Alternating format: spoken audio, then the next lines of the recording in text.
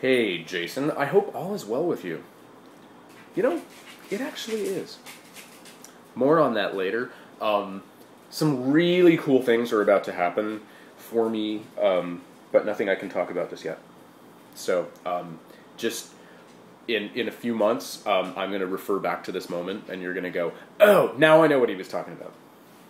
And if you've been watching my Twitters and stuff and deciphering all of my cryptic things, you may have figured out what's going on anyway. Hey, Jason, so I met this guy online.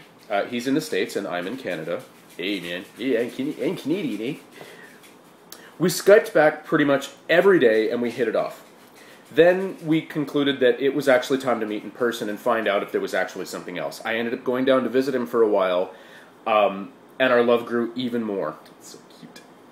Then I came to the conclusion that I want to pursue this more and be with him. So I did some job searching, and I ended up finding a company who's willing to sponsor me for my work visa, and this job will allow me to use my education, which I haven't been, and it's not just some shitty job. Okay, I'm not seeing a problem here. You got a guy that you really like, you've got a career where you actually get to use the education, you've got a company willing to sponsor you, you get, yeah, that's known as the brass ring. And now the parents come in. I'm an only child, they know I'm gay. And they have always supported me financially through school, and I'm very thankful for that. But they've never let me go as their boy, and I never let go of them. You know where I'm going with this, right? I presented them with this idea of moving to the States since I have a job offer and to be someone special to me. But they had nothing of it, and they're saying I'm going down for the wrong reasons. I think they mean for love, but they never clarified. I know my parents want the best for me, so I imagine that's what they're putting up this defense. And they don't want to see me fail.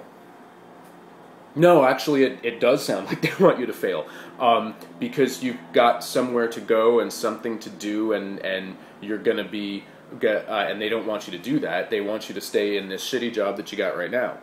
They do, in fact, want you to fail, and they probably don't even know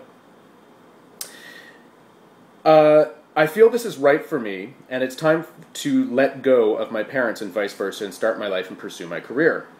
I'm needing to go back down to the States, though, and meet with this company to ensure they're the right fit for me and I'm right for them.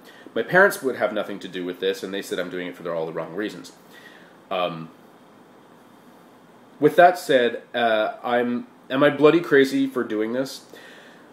I'm looking to start my life in the States with a man I love and pursue my career that I love, even though my parents don't totally support me. I know there's huge risks involved, and it's a risk I'm willing to take. Hell, there's some risks involved if I stayed here in Toronto or we'll go to Vancouver or Calgary for the same reasons mentioned above. Dude, really? Mommy doesn't want you to go, like, live with the guy that you love, and mommy doesn't want you to go work the career that you studied to pursue, and you're wondering if you should stay at home with mommy? Really? Have you seen Psycho? Listen, there are definitely a lot of parents who have trouble letting go. I know from experience that parents, especially maybe sometimes overly protective parents of their gay sons, have a little bit of trouble letting go. When I first got my first job in America, excuse me, okay, here's the deal. My parents are very supportive of the whole gay thing. That was not easy, by the way. I had to drag them kicking and screaming backwards through the bushes and the mud until they finally went, okay, fine, we'll go to a fucking PFLAG meeting. And now they're, like, so supportive. They, like, march in gay pride parades. I mean, it's like, you know, they're very, very supportive, so that's not a problem. It's not the gay thing.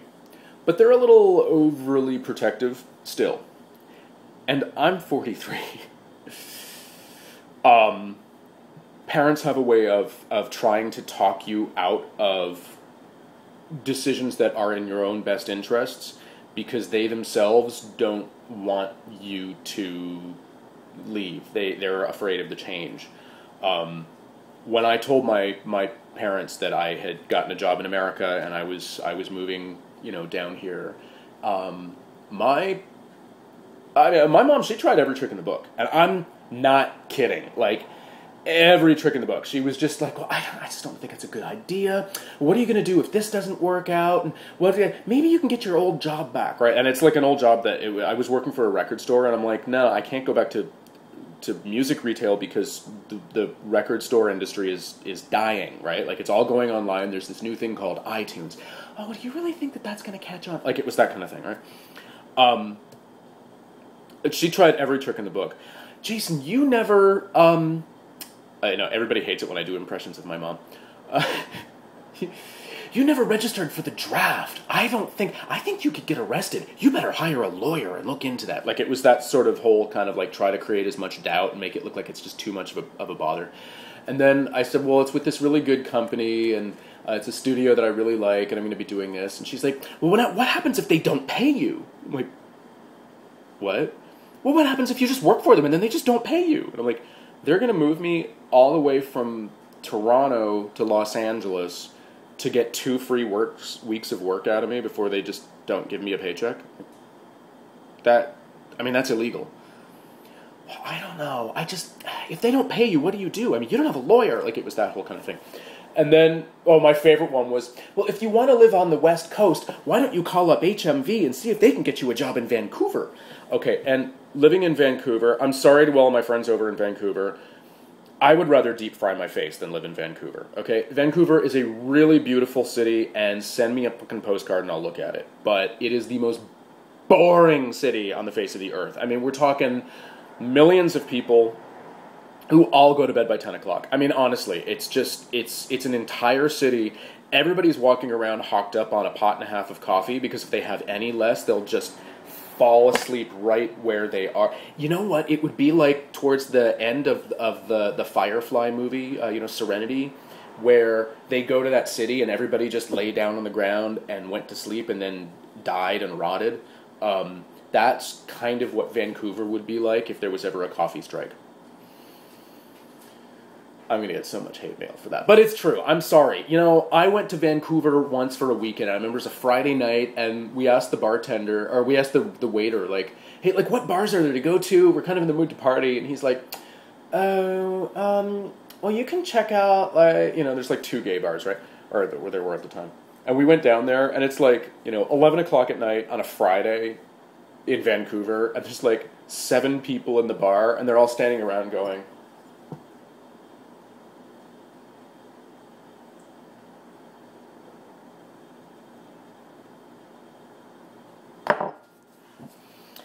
So there you go. I've gotten way off topic again. Shut up, Jason. The point is, you got to be your own man. You got to grow up. You got to stand up to your parents, because your parents very often, without even realizing it, and it's very well-meaning, they will try to talk you out of every one of the good life decisions that you make. You have a chance to seriously change your life, be with somebody that you love, work a career that you studied for, start an entirely new life out from under the grasp of parents who don't want to let you go. Get off your fucking ass and go do it, all right? Life doesn't wait, okay? You can't sit around and be mama's boy forever. You can't sit around and work in a miserable job and work in a place that you're not happy, doing something that you're not happy doing, living in a place where you don't want to be, and not being with the guy that, he's waiting for you, man. He's waiting for you. Like I said in the Shut Up Jason, go get your man. He's waiting. Go do it. And write me back and tell me how it all turned out, because I like happy endings. Sometimes it's difficult to leave a comfortable situation and a safe one. And sometimes being a man, means knowing when that is. Keep asking me questions.